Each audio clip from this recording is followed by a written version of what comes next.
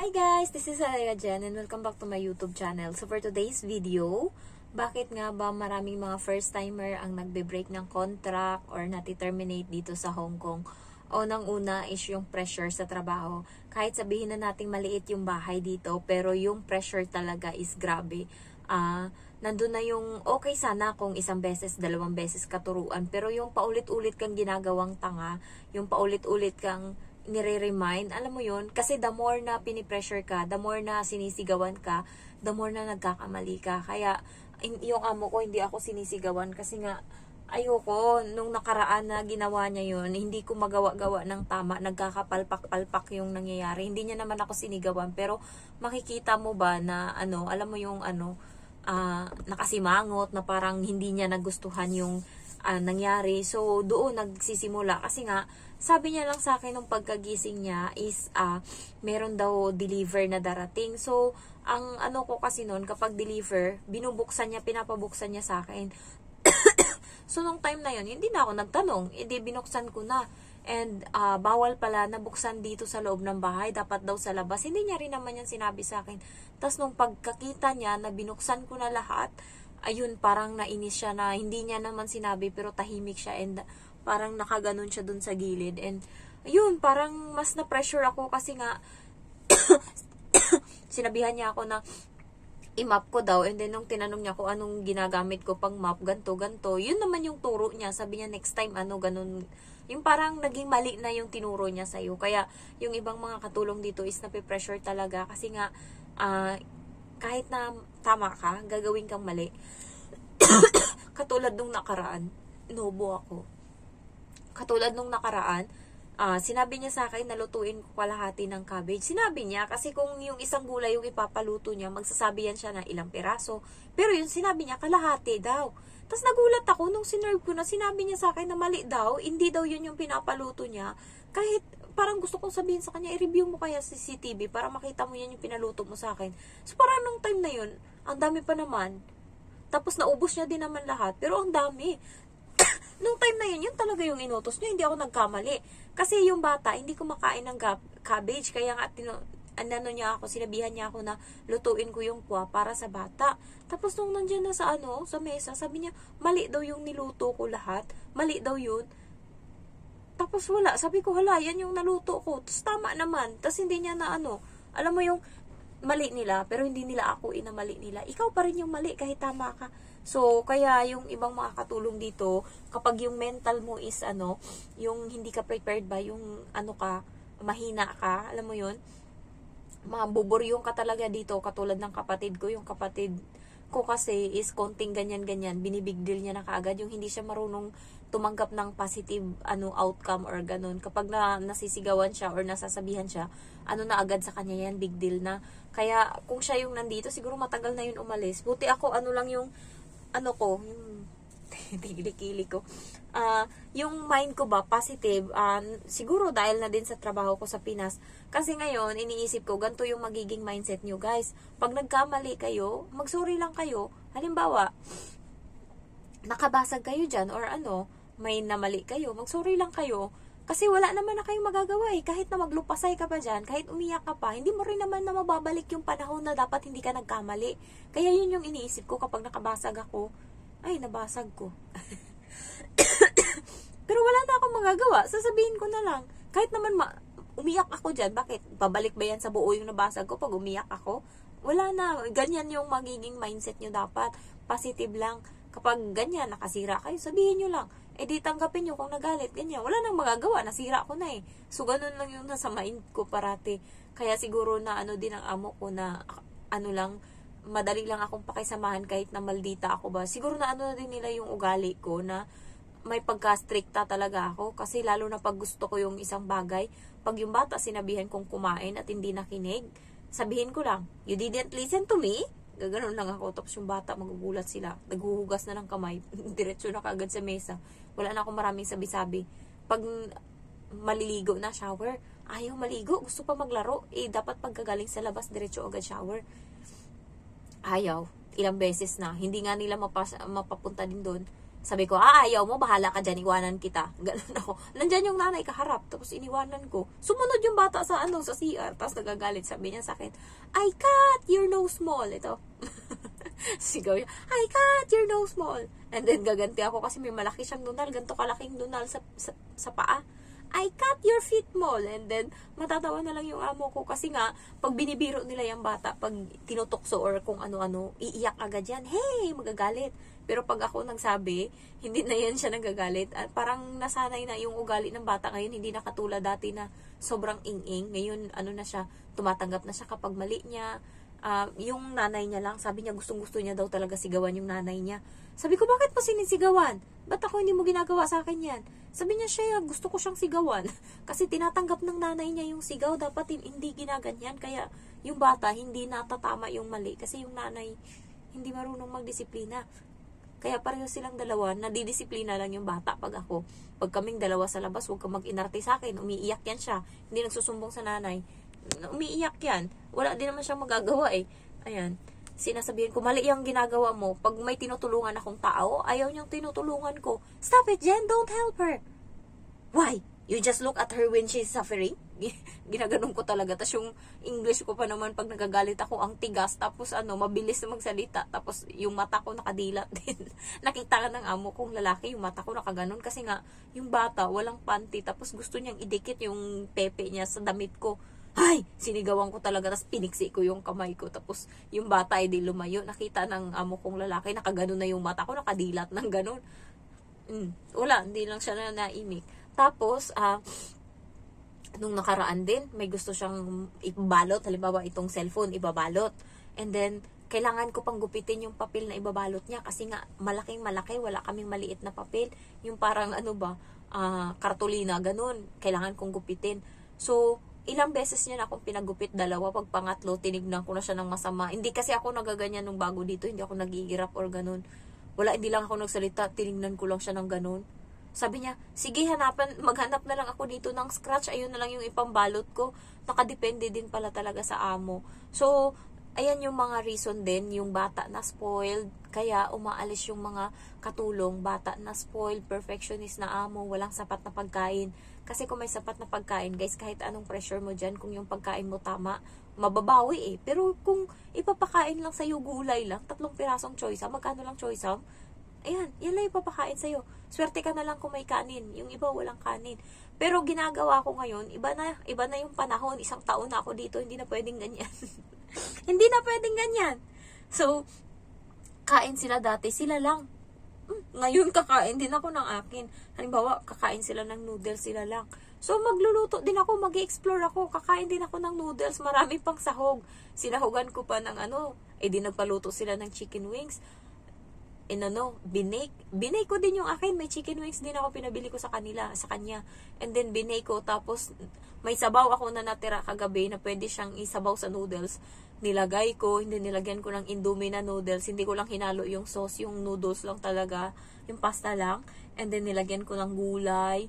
Tapos, may baboy pa doon. Ang sarap na ng noodles ko. Busog na ako, namamawis na ako. Kaya, tumaba na ako, guys. Dati, 96, diba? 97. Ngayon, 102 na. Nakikita ko na sa, pag umaapak ako sa kiluhan, 102. Hay! Tapos, yung palda ko dati, nung bago ako dito na sobrang payat ko talaga, lumuwag na yun siya. Last kong suot sa kanya, nung Chinese New Year.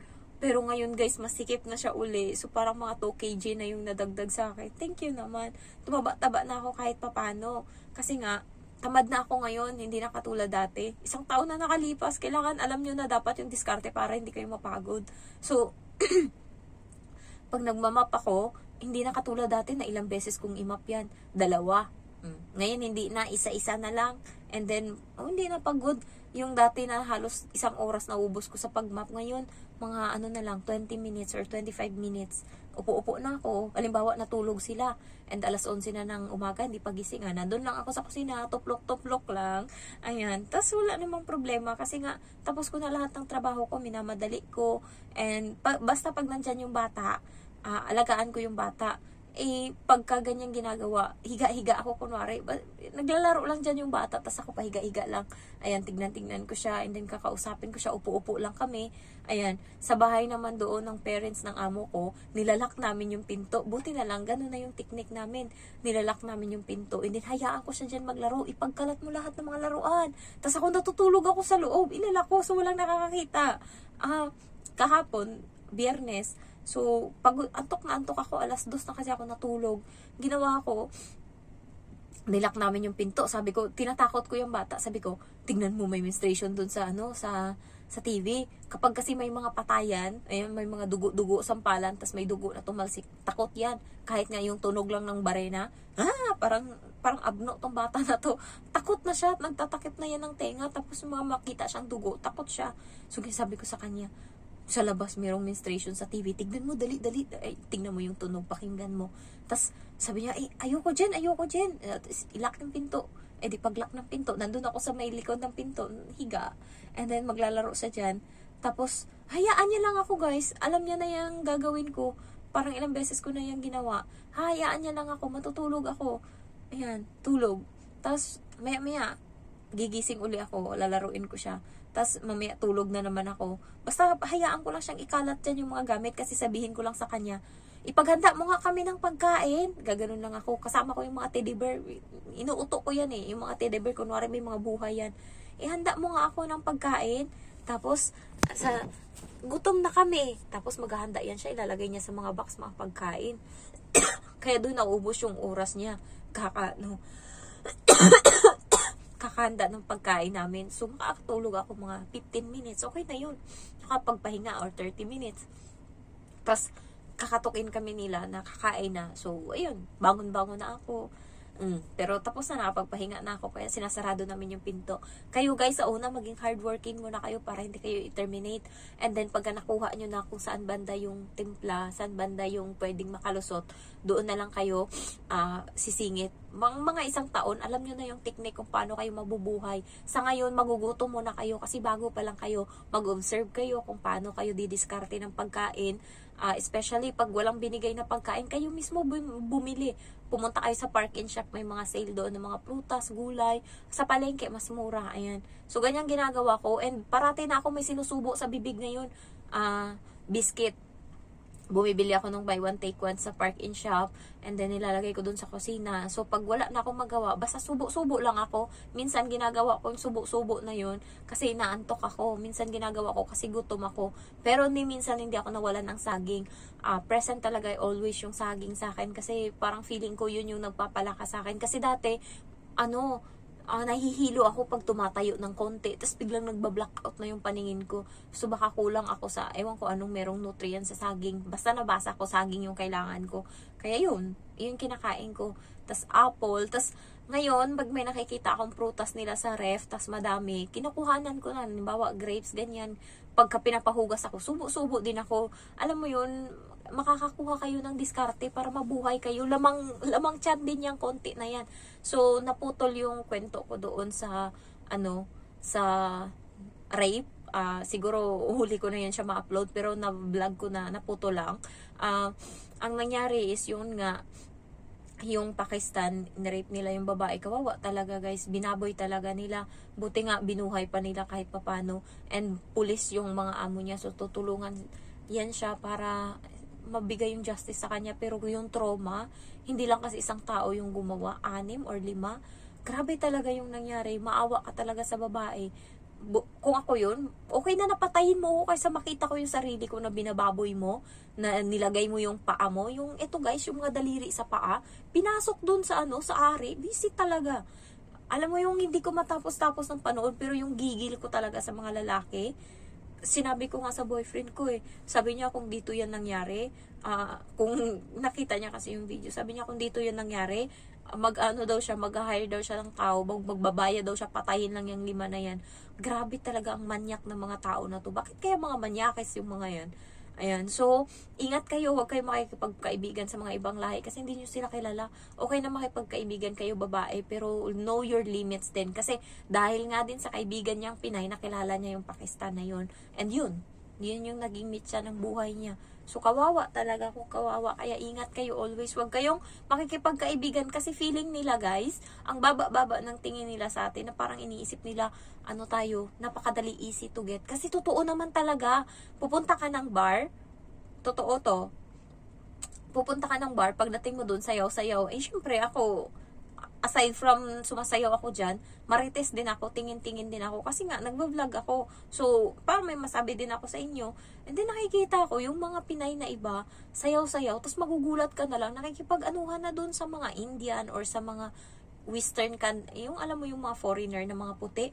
Una, nakasayaw pa sa akin yung babae, sabi niya mag-isa lang daw siya. Ayun, sayaw-sayaw. Edi, sinama ko sa sayaw namin. Tas yun, nagulat na lang ako, nawala na sa harap namin. Nakikiskisan na yung harapan niya doon sa lalaki. Ay, ganun sila. Tapos yung isang babae, maraming nakakakita. Ang baba ng tingin sa atin kasi nga, nakikipaghalikan siya doon sa gilid. Kasama yung Indian, dito kami sumasayaw. And then nakatayo siya sa gilid, nakikipaglaplapan doon. Mga siguro 30 minutes. Umalis na kami, nandun pa sila. And then, basta ako sayaw lang talaga, guys. Pinunta ko dun sa bar sayaw kasi yun yung hilig ko. And matagal ko nang gustong sumayaw kasi nga nung nasa probinsya ako, yun yung ano ko talaga. Tapos pagdating ko dito, parang yun yung nakakawala ng stress ko, yung sayaw na yun. Kaso bawal na ako ngayon. Bawal na, pinagbawalan na ako ng boyfriend ko. Sabi ko, last na magbabar ako nitong birthday lang ng kaibigan ko kasi birthday niya yun and nangako na ako sa kanya. So ayun, pumayag. Grabe yung mga Pinay doon. Meron pang ang dalawang babae na nag-lower and then yung ano niya, yung mukha na nasa harapan na ng Indian, na yung Indian na yun is sobrang taba, sobrang kadiri na hindi mo ma-explain, kadiri talaga, matanda. Nandun siya sa may harapan ng, alam mo yun, sa may harapan ng ano ng lalaki. Doon niya ginugud-gud ganyan yung mukha niya. Tapos yung ano niya, naglo-lower siya doon sa baba. Malala talaga, guys. Kaya ang baba ng tingin sa atin, kaya siguro na-rape din yung babae kasi nga iniisip ganun lahat ng mga babae dito sa Hong Kong, ng mga Pilipina. Hindi natin alam naman natin madami pang matino, pero kasi marami ding mga pasaway. Ako, hindi ako papahimas doon or hindi. May isang lalaki lang na sabi ng kaibigan ko kasi nakatalikod ako sumasayaw, napansin ko yung kamay niya lumapat malapit sa cellphone ko. Siyempre, iningatan ko yung cellphone ko, mahal-mahal niyan. Ang bilis talaga agad ng kamay ko. Inano ko kagad, nawakan ko yung cellphone, tapos tinignan ko siya. Tapos nagsabi siya, sorry, yung Chinese. Sabi ng kaibigan ko, makikipagsayaw sa'yo, hahawak ata yan sa bewang mo, tapos biglang pumiksi ka, kaya hindi siya nakaporma. So simula nun, wala. Tapos pag may sumasayaw sa akin, nagsasabi talaga akong hindi. Merong isang lalaki doon na nakasandal siyang ganun, and then may Pilipina na lasing, gustong makipag-anuhan sa kanya, nilalapit, nakaganon din siya doon sa China, sa Indian, nakaganyan siya. Tapos, dilaan niya yung Indian ba, sinisidos niya, and then may kaibigan yung Indian, na haras-haras, alam mo yung banyak, tinulip niya, malala, Indian to. Tapos pumatong yung babae na nakatayo, nakaganyan, nakasandal. Tapos yung Indian lumapit. Tapos tinulip niya yung Pilipina. Balita, nag-anuhan sila, nag-burger. Indian, Pilipina, Indian. Tapos tinulip niya. Siyempre, hindi makapalag yung Pilipina kasi nga, nasa gitna siya. And hindi siya makagalaw kasi nakasandal siya dun sa isang Indian. So tinutulip-tulip siya ngayon nung lalaking haras-haras. Tapos nakita ng kaibigan niya ng mga Pilipina, hinila. Ngayon, may mga kasama pala yun sila na mga Chinese sa table. Sinumbong doon ngayon yung nangyari. Ngayon, nagalit yung Chinese. Tinawag yung Indian. Paglabas, nandun, nag-away sila doon, guys. Nang marites kami. Doon sila sa labas nag-away. Iba sila makipag-away mga Indian. Kasi isa lang may kaaway. Lahat ng mga Indian sa loob, pinagtatawag nila, nandun lahat. Sa labas, lahat ng Indian. Tapos, paglabas namin, sumigaw yung isang Indian. Are you going to kill him? Sabi niyang ganun doon sa Pilipina. At tapos, ewan ko anong sabi ng Pilipina. Basta sabi ng Pilipina, let's go inside. Sabi niyang ganun. Bahala na sila doon. Kaya kayo, ingat kayo sa mga ganyan-ganyan. Kasi nga, yung ibang mga hindi mo alam yung laman ng bituka niyan. Alam nyo ba, pag sinearch nyo sa Google, yung mga bansa na maraming case ng rape, isa yung Indian sa nandun. Meron nga ding alam niyo yung bus na driver and then pasahero na 4 na lalaki, tumatakbo yung bus and then yung babae nire-rape nila sa loob, sila lang 4, pang-5 yung driver. So tumatakbo yung bus, nire-rape nila sa loob yung babae. So ingat kayo guys, at least okay na yung wala tayong kaanuhan as long as hindi tayo mamamatay. Ayan. So ingat kayo always and I love you all. Bye-bye.